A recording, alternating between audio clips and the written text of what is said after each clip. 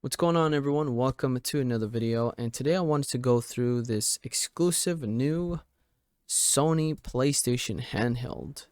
And this is a 1-minute read on this article released off of insidergaming.com by Tom Henderson.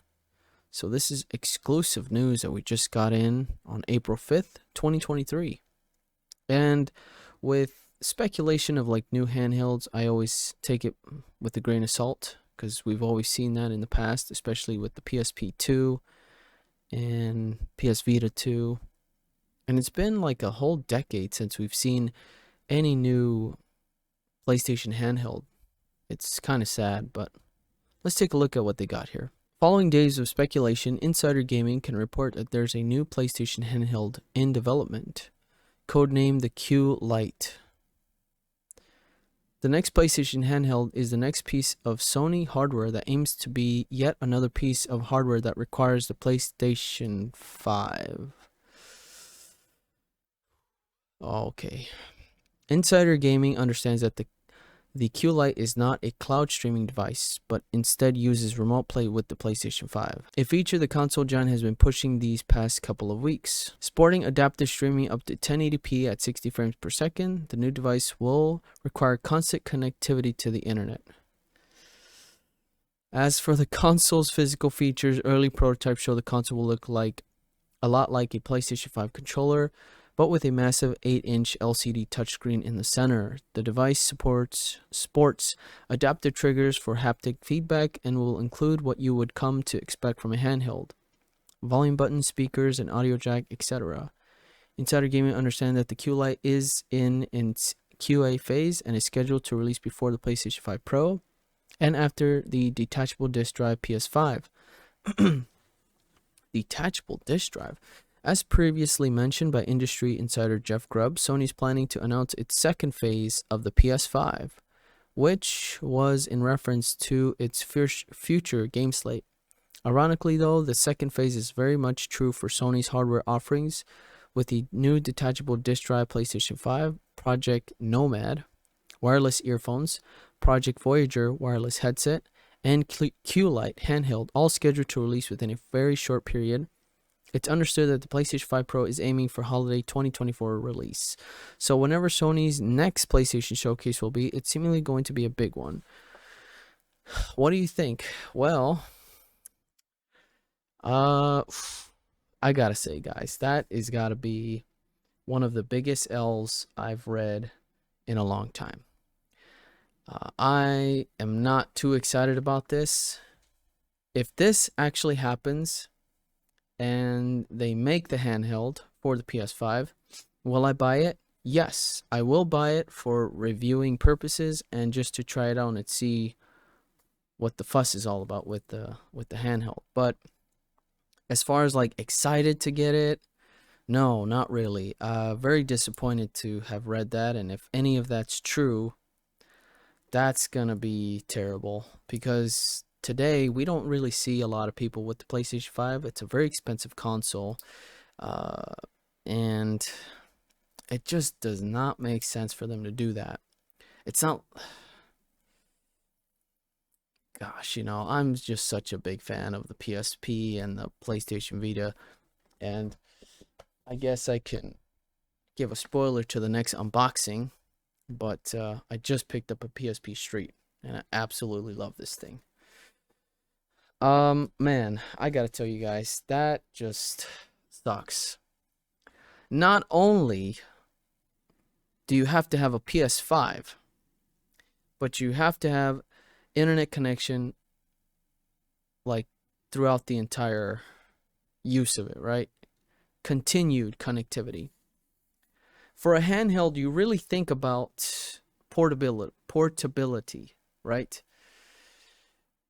The convenience of grabbing your console and going to, let's say, another country, another town, another state here in the US, and you can have your console with you, play your games, have fun, whatever. Or traveling, right? Traveling. But a lot of people nowadays just love the handheld console because it's just very convenient. You can play your titles on the go. and even have it at work. You know, you can take your 30-40 minute lunch break, pull out your Switch, and start playing. I know my brother did that a lot, and I did that a lot with the PS Vita when I first got it. I would bring it to work, play on it, you know, on my 30-minute lunch break, and then, you know, get back to work. So I don't know, man. I think this is just a huge failure. I don't know what Sony's thinking with this. This is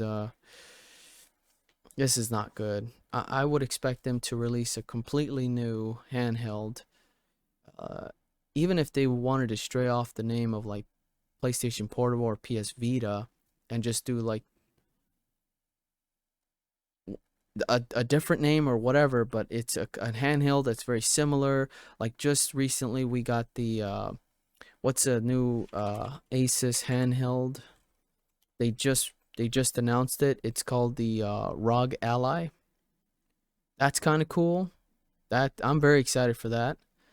It's no April Fool's joke. They released it on April 1st, which is kind of funny. They did like a whole promo of that, and everyone thought it was fake, but it's real.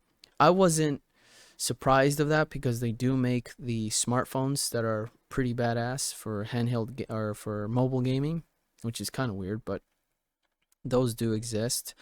And for them to make a handheld is pretty good. And I'd like to, I think we're gonna see a lot more of this, where we're seeing these different like the Steam Deck was, well, I would say the Switch, the Nintendo Switch was the first one to really introduce that kind of mobile gaming, where you can play those, you know, AAA titles on the go.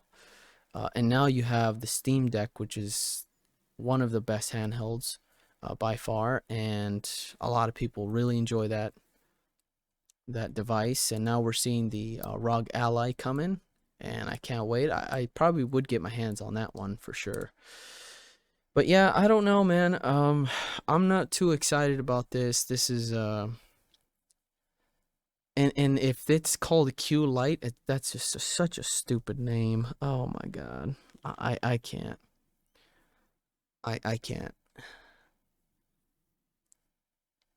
God, they really had something with the Vita. You know, they had something special with the Vita, and they just dropped the ball completely, man. They just really failed it.